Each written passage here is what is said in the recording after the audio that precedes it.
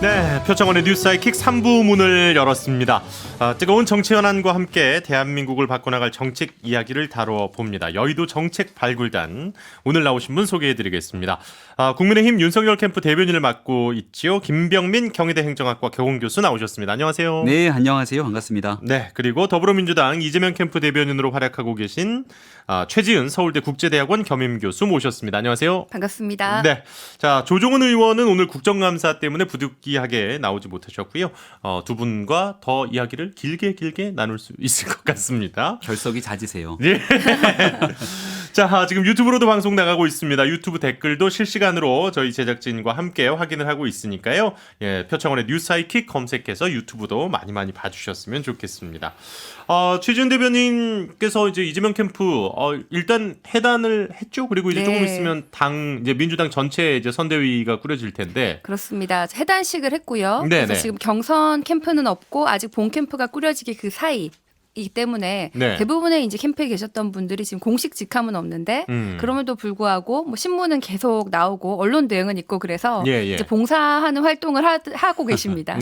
예. 아니 모처럼 좀 휴식을 좀 취하실 수 있는 기회인데 또 휴식을 못 취하고 계시는군요. 지금 뭐 국감도 있고 너무 많은 사안들이 있지 않습니까? 네네네. 그리고 또 정책 같은 경우에는 이게 뭐 쉬었다가 개발할 수 있는 것이 아니고 저의 경우에는 대외 경제 정책을 많이 이제 개발하고 있는데요. 예. 최근에는 그 ODA 국제개발협력 정책을 이재명 후보의 경선 공약으로 넣었고 또 이후에 통상 정책도 개발을 할 예정이라서 예. 그런 것들에 대해서 이제 전문가들과의 상의라든지 미팅 같은 것이 굉장히 많습니다. 아니 뭐 내년 3월이 워낙 얼마 안 남아서 좀 쉬실 때는 아닌 것 같아요. 예. 자, 그러면 일단 또 뜨거운 정치권 현안 먼저 좀 짚어보고 가겠습니다. 오늘 이제 1, 2부에서도 예. 계속 이야기를 나눴는데요. 고발 사주 의혹 관련한 이야기를 좀 해볼까 합니다. 어제 PD수첩과 이제 MBC 뉴스데스크에서 보도가 나왔고요. 이 김웅 국민의힘 의원의 육성이 나왔습니다. 네. 육성이 나오면서 이 윤석열이라는 이 지금 현재 윤석열 전 이제 검찰총장 그리고 현 국민의힘 경선 후보의 이름이 3번 등장하는데 일단은 먼저 김 대표님부터 얘기를 좀 해주실까요? 저는 뭐 대단한 게 나오는 줄 알고 어저께 밤 늦은 시간에 이 MBC의 PD 수첩을 쭉 지켜봤는데요. 예. 새로운 내용들은 별로 보이지가 않았고 윤석열이라는 이름 석자가 나왔던 걸 굉장히 중요하게 얘기했는데 오늘 캠프 차원에서 입장을 냈습니다만 윤석열 후보에 대한 언급이라는 건 오히려 윤석열 죽이기의 일환이라는 정치적 의견을 나눈 것에 불과하다 이렇게 볼 수가 있죠. 여기 보면 김웅 의원이 윤석열 죽이기 쪽으로 갔다. 그리고 애들이 조직적으로 움직였다 등에 대한 언급이 나오는데 조성은 씨와의 대화 내용에서 나왔던 얘기를 바탕으로 고발 사주라고 하는 프레임에 윤석열 후보가 실질적으로 관여된 것 같은 프레임을 씌운 것 아닌가 이런 심각한 유감을 표현하고 있고요. 예. 어제 있었던 방송을 보니까 정치적으로 지켜야 할 최소한의 중립조차 지키지 않았다라고 볼 수 있는 내용들이 있는데요. 예.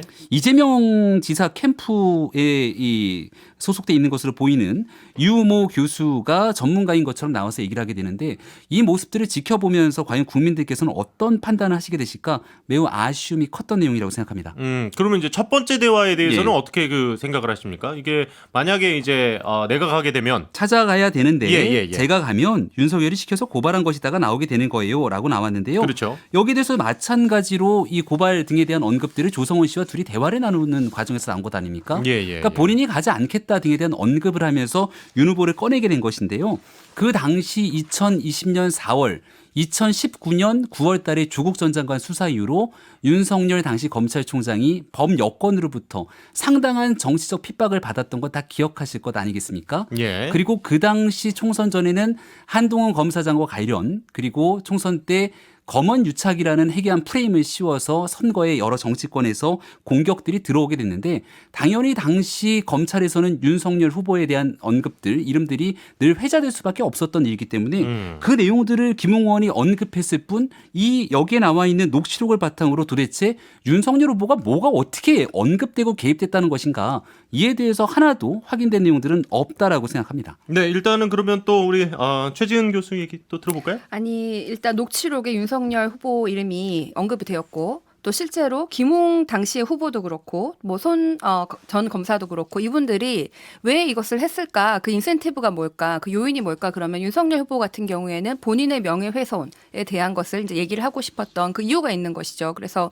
당시에 전 검찰총장이었던 윤석열 후보가 모르게 이 일이 되었다는 것은 사실은 납득이 잘 안 되고 오히려 지금 윤석열 후보가 당시에 검찰이란 조직을 개인과 가족들을 위한 로펌처럼 사유한 것이 아니냐 이런 주장도 이렇게 충분히 합리적 의심이 되는 것이고 또 윤석열 후보가 이 건 말고도 몇 가지로 공수처에 걸려 있는 게 있지 않습니까? 네. 그래서 이것 같은 경우에는 좀 공수처에 조사를 받아야 될 굉장히 위중한 범죄다. 실제로 이렇게 이런 뭐 선거 개입이라고 볼 수도 있고 정치 검찰 이런 생각들이 다 드는 것이죠. 그래서 이것은 절대로 넘어갈 수 없는 사안이라고 생각합니다. 그러니까 관련돼서 얘기를 뭐 주장을 하실 수 있는데 주장을 하신다면 왜 어떻게 연결돼 있는지를 분명히 언급해야 되거든요. 관계만 갖고 얘기한다면 오늘 나왔던 뉴스 중에 가장 뜨거웠던 뉴스 하나가 남욱 변호사 오늘 아침에 이제 석방이 되지 않습니까? 예. 이 문제로도 굉장히 뉴스가 뜨거운데 남욱 변호사의 처남이 안민석 의원의 비서관으로 있다. 이런 예. 얘기가 나옵니다. 예. 그럼 이 얘기 가지고 야 이제 얘기 끝났습니다. 이렇게 언급하진 않죠. 굉장히 황당한 일들이 벌어졌다라고 얘기를 하면서 이제 그 다음 단계를 밟아나가는 것 아니겠습니까? 근데 지금 여기에서 이 김웅 의원이랑 예. 조성은 씨간의 대화의 녹취록이 나왔어요. 예. 그리고 이게 공수처에서 고발이 된 사안이기 때문에 공수처가 수사를 해야 되지 않습니까? 예. 핵심적으로 김웅 의원에 대한 수사를 빨리 해야죠. 근데 김웅 의원에 대한 수사 결과가 어떤 내용인지 나오지가 않았고 손준성 검사에 대한 의혹이 제기되고 있는데 이 고발장이 어디서 작성된 것인지에 대한 진실관계조차 파악이 안 됐습니다. 근데 이 모든 내용들을 다 뛰어넘어서 윤석열 당시 검찰총장이 몰랐을 일이 없다라고 얘기를 하는 순간 문재인 정부에서 일어나는 수많은 범죄 사건들에 대해서 대통령이 몰랐을 일이 없다. 이렇게 주장하는 것과 다르지 않다고 생각하고요. 그럼 일단 그 저희가라는 단어가 나오잖아요. 그 저희가가 나오는데 이제 이 저희가 누구냐? 이제 그렇죠. 이거에 이게 나오면 빨리 나오기를 기대를 하고 계시겠네요. 김웅 의원이 신속하게 이 내용에 대해서 본인은 기억이 안 난다고 하지만 네. 공수처가 수사의 속도를 내면 될 일 아니겠습니까? 안 나오시잖아요. 그거는 국감 끝나고 나오신다고. 그거는 공수처가 수사에 대해서 적극적인 역할을 해야 되는 공수처의 일이고요. 예. 그리고 마찬가지로 이 일에 대해서는 흔히 말하는 피의사실 공표라고 하는 일들이 이곳저곳에서 벌어지고 있는데 예. 마찬가지로 조성은 씨가 이 내용을 제보했을 때 박지원 국정원장과의 만남에 대해서 석연치 않다. 이를 제보사주라고 얘기하면서 공수처에 고발을 하게 됩니다. 예. 근데 관련된 내용들의 수사의 속도를 내고 있는 것인가 이런 얘기들을 지켜보게 되면 지금 국민의힘에서는 대통령 경선이 한창이고 예. 바로 이 지점에서 어떤 뉴스가 어떻게 나오는지에 따라 표심에 영향을 미칠 수 있거든요. 이런 게 정치에 실질적으로 개입할 수 있는 여러 가지 의구심을 키우는 터라 저는 적어도 대한민국 대통령 선거에서 오해를 살 만한 일들은 최소화시키는 것이 어떨까라고 거듭 알겠습니다. 제안드립니다. 아니 뭐 이게 없는 얘기가 나왔던 것이 아니라 그 녹취록에 윤석열이라는 이름이 3번 등장했다. 그 예. 사실에 대한 것이고요. 거기에 대해서만 해도 충분히 이제 판단 알아서 하실 거고 그리고 사실 만약에 윤석열 후보가 정말로 관련이 있는 것으로 드러난다면은 이거는 뭐 이 사안만 해도 대통령 후보가 될 자격이 없는 아주 중차대한 범죄 사실 아닙니까? 그러니까 충분히 국민들이 이렇게 가까이서 지켜보려고 하시는 거죠. 자, 오늘 이 주제만 얘기할 건 아니니까요. 예. 네. 사실 김 대변인께 더 많은 시간을 제가 오늘 예. 드렸기 때문에 다음 예. 주제로 좀 넘어가도록 하겠습니다. 최 교수께 좀 네. 양해를 좀 부탁을 드리고요. 네. 어쨌든 또 뜨거운 이슈가 또 이것도 있었습니다만 역시 지난 월요일과 오늘은 국정감사 얘기를 안 할 수가 없을 것 같습니다. 그렇습니다. 대장동 의혹 관련해서 이제 경기도 국정감사가 있었고 오늘은 또 이제 국토위 국정감사가 있었는데요. 오늘 두 분 국감 다 어쨌든 관심 있게 좀 보셨을 거 아니에요. 어떻게 네. 보셨는지 먼저 우리 최 교수님 얘기부터 좀 들어볼까요? 네, 사실 그 국감 하기 전에 저희 캠프 측도 그렇고 당 지도부도 그렇고 국감 안 나가시는 게 좋겠다 이렇게 후보한테 건의를 드렸는데 후보님이 그냥 본인이 그냥 나 하겠다 이렇게 발표를 해버리신 거예요. 예. 그래서 그때는 사람들이 이거 좀 너무하신 거 아니냐 이렇게까지 생각을 했는데 지금 다들 잘 나가셨다. 정말 나가셔가지고 당당하고 떳떳하게 잘 해명을 하셨다. 그래서 대장동 의혹이 많이 풀렸다 이렇게 얘기를 하고 또 이게 이재명 후보가 정말 청렴하고 잘못한 일이 없으니까 아주 당당하게 나갈 수 있었던 거 아닙니까? 그리고 정말 돈 받은 저한테 사람은 자꾸 동의를 구하지 마시고요.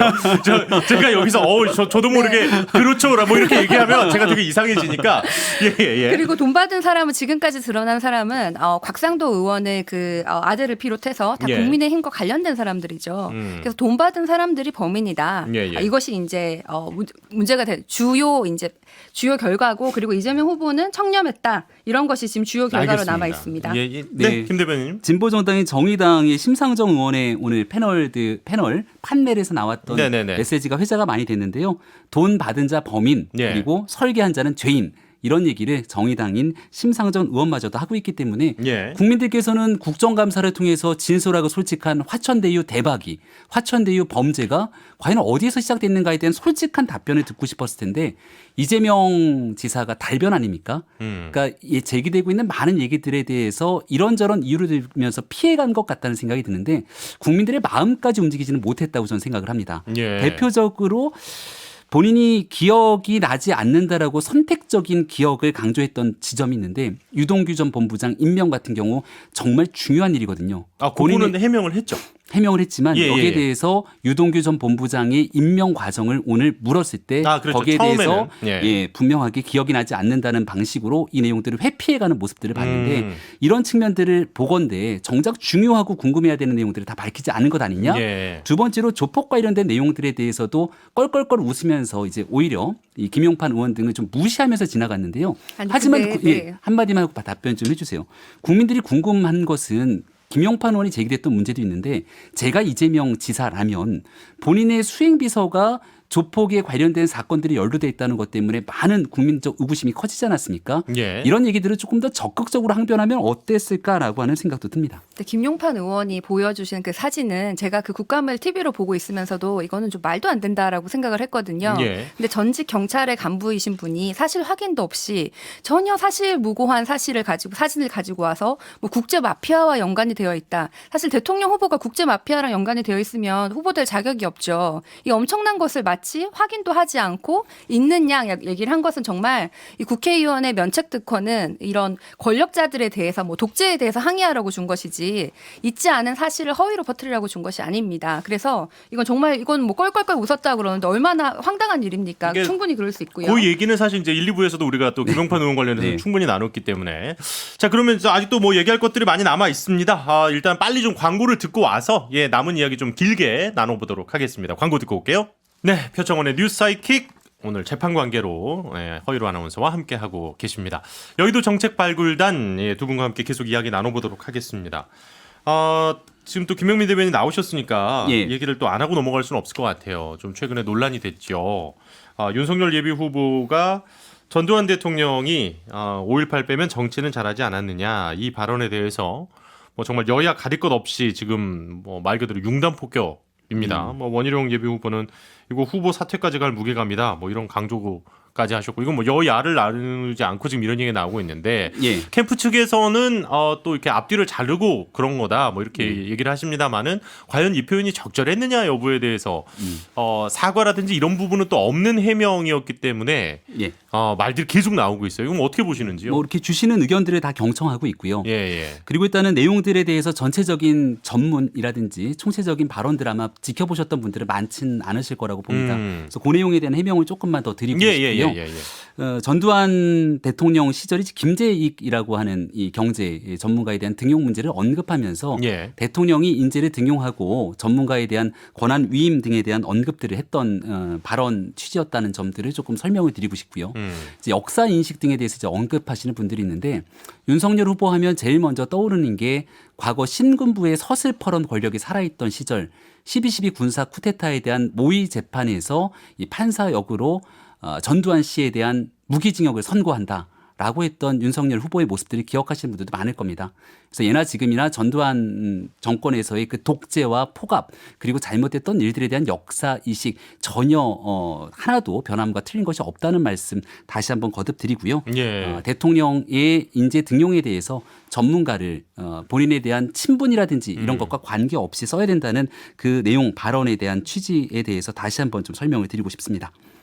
저는 이게 처음에 말실수를 막 하셨을 때는 이분이 그냥 이제 정치인이 된 지 얼마 안 돼가지고 실수를 예. 하셨다 이렇게 했는데 이게 계속 반복되니까 이분의 근본적인 철학과 그 역사 인식이 대부분의 국민 그리고 심지어는 국민의힘 지지자들과도 굉장히 다르다 이런 생각이 드는데 이 말실수를 제가 비슷하게 다른데 적용을 해보면 일제가 인권은 잘못했지만 근대화는 잘했다. 아니면 뭐 히틀러가 학살만 빼면 뭐 정치는 잘했다. 이거랑 뭐가 다릅니까? 그래서 이런 말을 어디까지나 말실수라고 하는 것이 한 번도 아니고 계속되는 말실수는 이분의 철학 자체가 문제라고 생각을 하고 이것은 이제 후보뿐만 아니라 캠프에서도 사죄를 해야 될 일이라고 생각합니다. 뭐 반론하실 거 있으십니까? 아니면 예, 뭐 충분히 의견을 다 경청하고 있고요. 예. 예, 앞서 설명드렸던 것처럼 대통령의 역할에 대해서 설명했던 부분이고 뭐 전두환 대통령에 대한 뭐 긍정적인 평가나 이런 내용이 아니라 예. 여기에 있었던 이 권한 위임 그리고 참모에 대한 등용에 대한 언급이었다. 그리고 당시에 있었던 독재와 포갑에 대해서 보다 강력하게 오랜 과거 역사부터 충분하게 문제제기를 하고 있는 그 상황 전혀 변함이 없다는 말씀을 다시 한번 드립니다. 알겠습니다. 뭐 더 하시고 싶은 얘기 있어요? 이 이슈와 관련해서 뭐 충분히 하셨습니까? 네, 저는 뭐 후보자가 직접 사죄를 해야 될 일이라고 생각을 합니다. 너무 김병민 대변인님이 좀 고생을 많이 하시는 것 같은데 네, 후보자에게 직접 예. 듣고 싶습니다. 알겠습니다. 뭐 일단 정책 얘기를 이제 좀 해야죠. 저희 정책 발굴단이니까 네. 예. 정책 얘기를 좀 하겠습니다. 아 사실 이게 뭐 웃으면서 할 얘기가 아닙니다. 지금 이제 민주노총이 오늘 오후 곳곳에서 총파업 집회가 열렸습니다. 노동운동, 총파업, 뭐 노동 정책에 대해서 이야기를 오늘 좀 해볼까 하는데요. 노동조합과 이제 노동운동에 대한 생각이 이제 양 캠프는 어떻게 갖고 계시는지가 일단 궁금합니다. 아주 좀 큰 네. 얘기에 대한 아주 좀 짧게 큰 줄기로 좀 이야기를 좀 해주시죠. 일단은 네. 불법 그 노조의 불법 총파업에 대해서는 아마 많은 국민들께서 왜 꼭 저래야 할까라는 생각을 가지실 겁니다. 예. 특히 코로나 시기이기 때문에 집합이 금지되어 있는 상태 속에서도 여전히 불법 집회를 강행하면서 국민께 걱정을 끼쳐드렸던 일들이 많기 때문에 노동자들의 권익을 보호하기 위해서 목소리를 외치는 건 당연한 헌법상의 권리지만 예. 이 내용들을 폭력적인 집회라든지 특히 코로나 시기에서 방역 지침들을 위반하면서까지 일어나는 일들에 대해서는 국민의 눈살을 찌푸리는 경우들이 적지가 않죠. 일단 노조에 관련된 불법 집회, 이 민주노총의 총파업 등에 대한 언급을 하셨기 때문에 이런 일들은 분명한 법 집행이 이루어져야 된다는 말씀을 좀 먼저 드립니다. 예.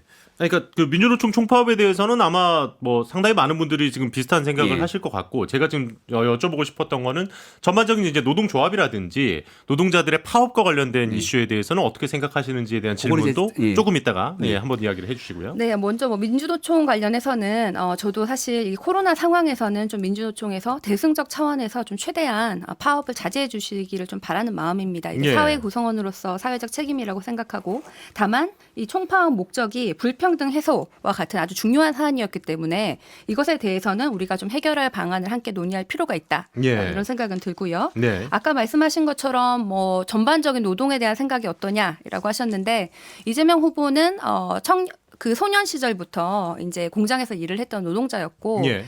당시에 이제 장애를 당하기도 하고 그 이후로도 인권 변호사로 활동을 했죠. 그래서 누구보다 이제 노동자들의 입장을 잘 이해하는 후보라는 생각이 들고 크게 봤을 때는 우리나라 노동 시장의 여러 가지 뭐 양극화라든지 뭐 정규직과 뭐 비정규직의 그 차이라든지 여러 가지 문제들이 있지 않습니까? 예. 그래서 그런 근본적인 문제를 해결하는 동시에 그 노동자들 특히 그 을 지키는 것에 대해서 굉장히 관심이 많으시고 그것은 노조에 있는 노동자뿐만 아니라 노조도 형성할 수 없는 수많은 노동자들을 포함한 얘기입니다.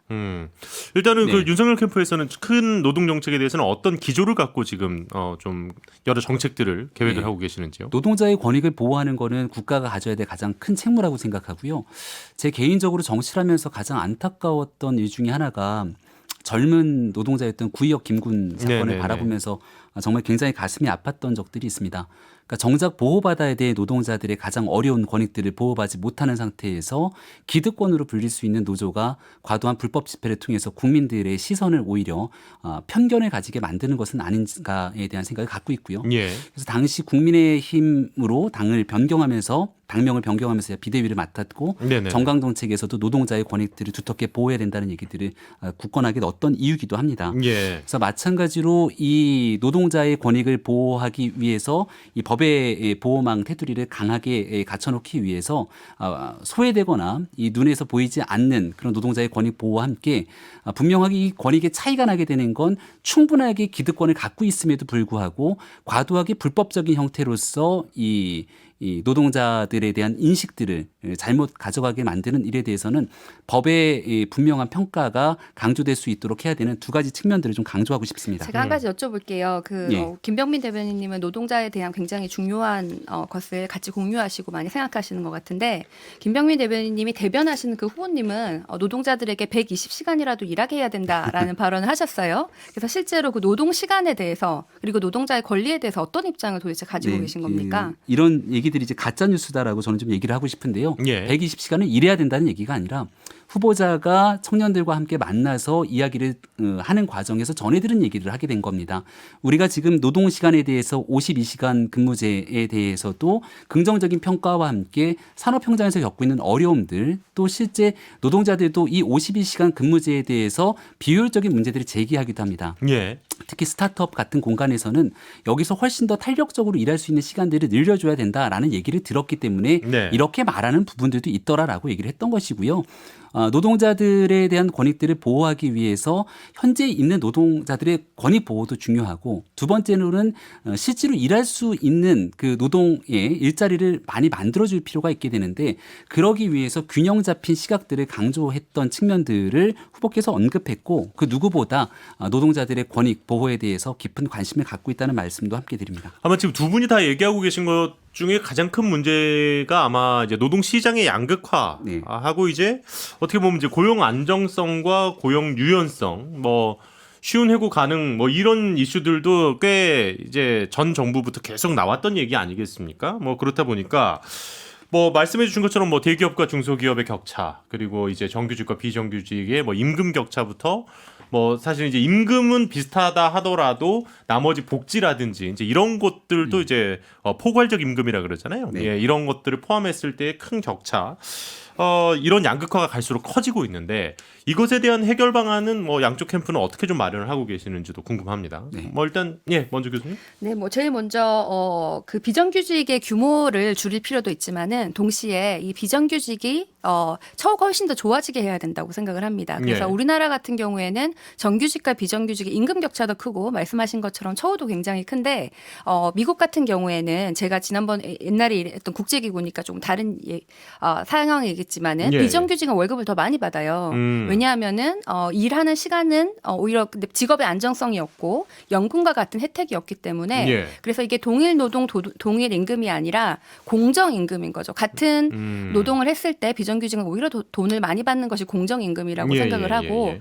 그래서 이 비정규직의 처우를 개선해서 비정규직과 정규직의 그 차이를 줄이는 것이 굉장히 중요한 일이라고 생각을 하고 지금 우리 청년들한테 뭐 눈을 낮춰라 지금 중소기업 가면은 일이 많다 중소기업에서는 사람을 못 구하고 있는데 너 오히려 중소기업 인력 가라라고 난이다. 하는 예. 거는 굉장히 꼰대적인 발상이라고 생각을 해요. 네. 그 중소기업의 환경을 좋게 만들어줘야지 청년들에게 뭐 중소기업이 지금 열악하면은 무조건 가라고 하는 것이 아니라 중소기업에서 일해도 충분히 좋은 환경을 만들어줘야 되는 거죠. 그래서 이 격차 줄이는 것이 굉장히 큰 문제고 거기에 대해서는 필요하면은 정부가 뭐 보조금을 지원한다든지 예. 이런 식으로 적극적으로 개입할 필요도 있다고 생각을 합니다. 정부의 개입을 이용해서라도 이 네. 격차 사회적 격차는 줄일 필요가 있다라고 생각을 하시고요. 근데 사회적 격차를 줄이는 것과 동시에 저는 오히려 지금 코로나 같은 상황에서는 고용 안정성이 중요하지만 좀 장기적으로 경제 상황이 좋아지면은 오히려 노동 유연성은 필요하다고 생각을 하거든요. 그래요. 근데 다만 이게 정규직은 굉장히 보호받고 비정규직은 보호 못 받는 것이 아니라